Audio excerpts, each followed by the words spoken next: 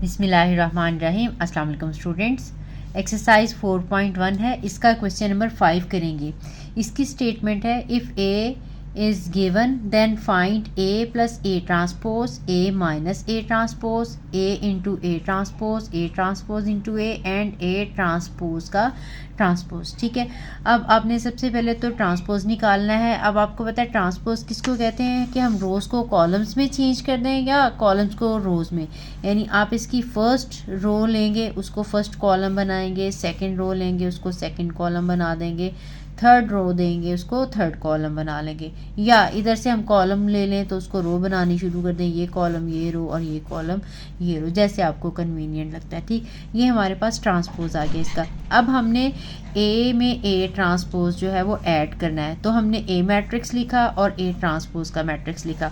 उसके बाद हमने इन्हें ऐड करना है, तो आपको पता है कॉरस्पॉन्डिंग एलिमेंट्स ऐड होंगे, -1 और -1, फिर 2 + 1, फिर 3 -3, 1 + 2, 0 + 0, 2 + 5 एंड सो ऑन। अब इसके बाद हमने इन्हें प्लस या माइनस करके आंसर निकाल लेना है। ठीक, इसके बाद इसके सेकंड हमने क्या करना है, ए माइनस ए ट्रांसपोज निकालना है। तो ए माइनस ए ट्रांसपोज भी ऐसी हो जाएगा, ए हमने लिखा है और ए ट्रांसपोज का आंसर लिखा है। अब हमने माइनस करना है, तो इनके हमने सिंबल्स चेंज कर देने, जैसे -1 और ये माइनस और माइनस +1 आ जाएगा, सॉरी ये +1। इस तरह से ये 2 और ये -2 ये 2 आ जाएगा और ये -1 3 के साथ +3 आ जाएगा। ठीक है, इनके सिंबल चेंज करके कॉरस्पॉन्डिंग एलिमेंट्स को लिखते जाना है। 1 -2 आ जाएगा, 0 -0 आ जाएगा, 2 -5 आ जाएगा। इस तरह से ये थर्ड भी -3 और -3, फिर 5 और -2 और उसके बाद फिर 3 और -3 आ जाएंगे। इसके बाद आपने इन्हें प्लस या माइनस किया तो इनके जो भी आंसर्स हैं वो आ जाएंगे। तो ये पार्ट हो जाएगा। नेक्स्ट आपने ए को ए ट्रांसपोज के साथ मल्टीप्लाई करना है। ठीक है, ये भी मेथड तो आसान है, लेकिन बस आपने कैलकुलेशन जो है वो ध्यान से करनी है। तो आपने ए लिखा, ए का ट्रांसपोज लिखा, इनको आपने मल्टीप्लाई करना है। फर्स्ट आपने रो को फर्स्ट कॉलम के साथ मल्टीप्लाई करना है, यानी आपने -1 को -1 के साथ फिर हम प्लस लगा देना है, 2 को 2 के साथ फिर प्लस लगा देना है, 3 को 3 के साथ फिर प्लस लगा देना है। जब एक कॉलम ख़त्म, फिर इसके बाद आपने दूसरे कॉलम के साथ मल्टीप्लाई करना है इसी रो को, तो यहाँ पे लगा देना है। -1 को 1 के साथ, फिर +2 को 0 के साथ, फिर +3 को 2 के साथ। इसी तरह से इस रो को थर्ड कॉलम के साथ मल्टीप्लाई करके यहाँ पे लगा लेना है। फिर आपने एक रो को तीनों कॉलम के साथ मल्टीप्लाई किया, फिर इसके बाद आपने सेकंड रो को फर्स्ट कॉलम के साथ मल्टीप्लाई करके लिखना है, सेकंड रो को सेकंड कॉलम के साथ, फिर सेकंड रो को थर्ड कॉलम के साथ। इसी तरह से थर्ड रो को बारी बारी इन 3 को कॉलम के साथ मल्टीप्लाई करके यहाँ पे लिख लेना है। आपने मल्टीप्लिकेशन की सिंबल नहीं लगानी, आपने ब्रैकेट्स लगानी है। ब्रैकेट लगाने से यह मल्टीप्लिकेशन वगैरह में आसानी हो जाती है, सिंबल की मिस्टेक नहीं होती। इसके बाद आपने इन्हें मल्टीप्लिकेशन जो है करने के बाद वैल्यू लगा, जैसे -1 और -1 ये +1 हो जाएगा, 2 और 2 4 और 3 3s are 9। ये सारी आपने मल्टीप्लिकेशन करनी है। मल्टीप्लिकेशन करने के बाद इन्हें प्लस या माइनस करके इनके आंसर्स निकाल लेने। ठीक, नेक्स्ट पार्ट भी बिल्कुल इसी तरह से है। इसमें हमने ए ट्रांसपोज को मल्टीप्लाई करना है ए के साथ। आपने ध्यान रखना है कि कभी भी हम मल्टीप्लिकेशन का ऑर्डर चेंज नहीं करते, मतलब तरतीब नहीं बदलते। अगर ए ट्रांसपोज पहले लिखा है तो आपने जो मैट्रिक्स है वो भी ए ट्रांसपोज वाला पहले लिखना है, ए को आपने बाद में लिखना है। बिल्कुल उसी मेथड से पहली रो को बारी बारी तीनों कॉलम के साथ मल्टीप्लाई करेंगे, इधर लिखेंगे, फिर दूसरी रो को तीनों कॉलम के साथ और फिर तीसरी रो को तीनों कॉलम्स के साथ मल्टीप्लाई करेंगे। इनको मल्टीप्लाई करके हमने वैल्यूज़ लिखनी है, फिर इन्हें प्लस माइनस करके हमने आंसर निकाल लेना है। बहुत आसान सा सिंपल सा जो है वो हमारा सोल्यूशन है। सिर्फ कैलकुलेशन जो है जो आपने केयरफुली करनी है, क्वेश्चन में कोई भी मुश्किल बात नहीं है। इसके बाद जो नेक्स्ट पार्ट है उसमें हमने ए ट्रांसपोज का ट्रांसपोज जो है निकालना है। अगर ट्रांसपोज का दोबारा ट्रांसपोज लिया जाए तो अगेन वही मैट्रिक्स आ जाता है। आपने एक दफ़ा रोज़ को कॉलम में कन्वर्ट कर दिया, उसके बाद दोबारा कॉलम्स को रो में कन्वर्ट करेंगे तो वही आ जाएगा। तो ए ट्रांसपोज लिखा, इसके ऊपर अगेन हमने ट्रांसपोज लगा दिया, फिर अगेन ये जो जो फर्स्ट रो थी इसको कॉलम बना दिया, सेकंड रो को सेकंड कॉलम बना लिया, थर्ड रो को थर्ड कॉलम बना लिया। अगेन ये ए वाला ही आंसर आ जाएगा। तो ये हमारा क्वेश्चन नंबर 5 कंप्लीट हुआ। क्वेश्चन नंबर 6 है, हमने इक्वेशन को सॉल्व करना है। इक्वेशन मैट्रिसेस में दी हुई है a square minus 5a plus 4i minus x equal to 0। इसमें a की वैल्यू दी हुई है। जैसे हम सिंपली आम इक्वेशन को सॉल्व करते हैं, बिल्कुल उसी तरह से आपने इसमें से x की वैल्यू जो है वो फाइंड आउट करनी है। अब ये x नेगेटिव था, इसको उठा के दूसरी साइड पे ले गए तो ये पॉजिटिव हो गया। अब ये x इधर लिख लिया है और ये चीज़ें मैंने दूसरी साइड पे लिखनी। एक ही बात है, जैसे 0 इधर लिख लें या इधर लिख लें, एक ही बात है कि मैंने x इधर की बजाय इस साइड पे लगा लिया। ठीक, इसके बाद अब आपने a स्क्वायर माइनस 5a और प्लस 4i की वैल्यू जो है वो फाइंड आउट करनी है।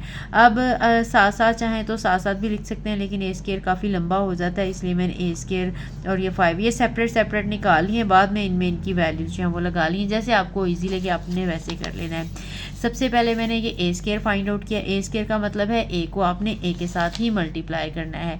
दोनों a लिखे हैं, इसको भी आपने फर्स्ट रो फर्स्ट कॉलम फिर सेकंड कॉलम फिर थर्ड कॉलम मल्टीप्लाई कर दिया। इसी तरह से सेकंड और थर्ड रो को भी मल्टीप्लाई कर लिया। मल्टीप्लिकेशन आपने इनकी की है, इनको प्लस माइनस आपने करके इसका आंसर निकालिए। ठीक, उसके बाद आपने 5a की वैल्यू लिखनी है। 5a का क्या मतलब है, आपने 5 लिख के a मैट्रिक्स लिखा, हर एंट्री के साथ आपने मल्टीप्लाई करना है। 5 को सब नंबर्स के साथ मल्टीप्लाई किए, मल्टीप्लाई करने के बाद आपने आंसर्स निकालिए। इसके बाद 4i निकालना है। i stand for identity matrix. Identity matrix क्या होती है, आपको बताया ये 3x3 मैट्रिसेस की बात करें तो ये जो आपने आइडेंटिटी मैट्रिक्स है इसके साथ मेंशन नहीं है, लेकिन आपको पता है कि इन्हें तभी प्लस माइनस कर सकते हैं, ऑर्डर सेम होगा, इसलिए आपने ये जो आइडेंटिटी मैट्रिक्स लेना है ये भी 3x3 मैट्रिक्स ही लेना है। तो ये आपको 3x3 में यहाँ पे ये जो आइडेंटिटी मैट्रिक्स होता है इसके डायगोनल में 1 1 होता है, बाकी सारे 0 होते हैं। तो ये 1 0 0 0 1 0 और 0 0 1 है। जैसे इसमें हमने हर नंबर के साथ मल्टीप्लाई किया था, बिल्कुल इसी तरह से 4 को जब मल्टीप्लाई करेंगे अंदर हर एंट्री के साथ जहाँ जहाँ 1 है वहाँ 4 आ जाएगा और बाकी सारे 0 हो जाएंगे। ठीक, अब हमने ये आंसर निकालना है x का। तो x के लिए हमारी इक्वेशन थी a square minus 5a plus 4i थी, तो a स्क्वायर की वैल्यू लगा दी, माइनस 5a की वैल्यू लगा दी और प्लस 4i की वैल्यू लगा दी। अब इन तीनों को इकट्ठा कर लें, चाहे पहले इसमें से ये माइनस कर लें बाद में प्लस कर लें, या मैंने इकट्ठा ही लगा लिया। ये 5 माइनस 10 और प्लस 4 यहाँ पे लगा लिया। फिर -1, इस माइनस की वजह से इनके सिंबल्स चेंज होने हैं, -1 -0 और प्लस 0, फिर 2 -5 और प्लस 0। बिल्कुल इसी तरह से ये सारे लिखते जाने हैं, फिर इन्हें प्लस या माइनस करके कैलकुलेट करके हमने ये वाला आंसर निकाल लेना है। बहुत सिंपल और इजी सा जो है क्वेश्चन था। इसके बाद हम क्वेश्चन नंबर 7 करेंगे, क्योंकि इनकी कैलकुलेशन में काफ़ी ज़्यादा टाइम लग जाता है लिखने में, इसलिए मैंने इनको पहले से सॉल्व कर लिया था। अब नेक्स्ट क्वेश्चन करेंगे वो हम साथ साथ करेंगे, क्योंकि उसमें कैलकुलेशन जो है वो नहीं है। नेक्स्ट क्वेश्चन है, if A and B are two matrices such that AB equal to B, BA equal to A, show that A square plus B square is equal to A plus B। यानी हमें ये दो उन्होंने बता दिए हैं properties के अगर हम A को B के साथ मल्टीप्लाई करते हैं तो उसका आंसर B आ जाता है, B को A के साथ मल्टीप्लाई करते हैं तो आंसर A आ जाता है। ठीक है, अब हमने प्रूव करना है कि A square plus B square का आंसर A भी आता है। सॉल्यूशन स्टार्ट करते हैं।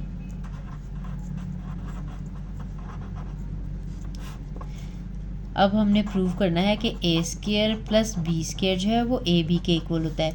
अब आपको पता है ए स्क्वायर का क्या मतलब है, a multiply by a. B square का क्या मतलब है, बी मल्टीप्लाई बाय बी।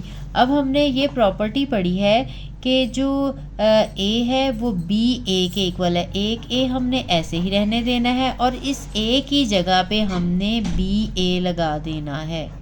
ठीक, इसी तरह से एक बी आपने एज इट इज़ रहने देना है और एक बी की जगह पे आपने ए बी लगा देना है। ये हमें साथ में लिख देंगे। रीज़न इसकी, सिंस ए बी आंसर जो है ये बी के इक्वल है और बी ए आंसर जो है वो ए के इक्वल है, क्योंकि ये हमें गिवन था। अब आपने एसोसिएटिव प्रॉपर्टी पढ़ी है। एसोसिएटिव प्रॉपर्टी में हमने पढ़ा था कि हम पहले इन दो को मल्टीप्लाई कर लें या इन दो को मल्टीप्लाई करें, आंसर जो है वो सेम होता है। ठीक है, एसोसिएटिव प्रॉपर्टी थी A B C is equal to A B और सी, यानी पहले दो को मल्टीप्लाई कर लेंगे, एंड वाले दो को हम ऑर्डर नहीं चेंज कर सकते कि इसको मैं इधर लिख लूँ इसको मैं इधर कर दूँ, लेकिन मल्टीप्लिकेशन हमने जितने भी मैट्रिसेस हों जिसको मर्जी हम पहले मल्टीप्लाई कर लें, आंसर जो है वो सेम रहता है। या आप लिखा दें by associative property of matrices, ये मैंने एसोसिएटिव प्रॉपर्टी लिख दिया है, यहाँ पे ए और बी पहले लिख लिया, ये वाला ए मैंने बाहर निकाल दिया। इसी तरह से ये बी और ए जो है मैंने पहले मल्टीप्लाई करना है और बी को बाद में करना है। अब अगेन अभी हमने पढ़ा कि ए बी की वैल्यू जो है वो बी के इक्वल है, तो ये बी आ जाएगा और ये ए एज इट इज़ आ जाएगा। इसी तरह से अब ये बी ए जो है ये ए के इक्वल है और ये ए आ गया और ये B as it is. Again यही वाली हमने बतानी है, सिंस ए बी का आंसर जो है वो बी के इक्वल है और बी ए का जो आंसर है वो ए के इक्वल है। अब अगेन बी ए फिर किसके इक्वल है, बी ए जो है वो ए के इक्वल है और ए बी जो है वो बी के इक्वल है, और यही हमने प्रूव करना था, which is equal to right hand side, hence proved, या prove that left hand side is equal to right hand side, या पूरी की पूरी स्टेटमेंट लिखते हैं। सिर्फ आपने इसमें जो प्रॉपर्टीज़ का यूज़ किया है वो बताना है। बहुत ही आसान सा प्रूव है। आई होप आपको समझ आ गई होगी। ये एक्सरसाइज हमारी कंप्लीट हो गई। वीडियो अच्छी लगी हो तो लाइक और कमेंट ज़रूर करें। जिसने चैनल को सब्सक्राइब नहीं किया वो चैनल को सब्सक्राइब कर दें। मिलते हैं नेक्स्ट वीडियो में। अल्लाह हाफिज़।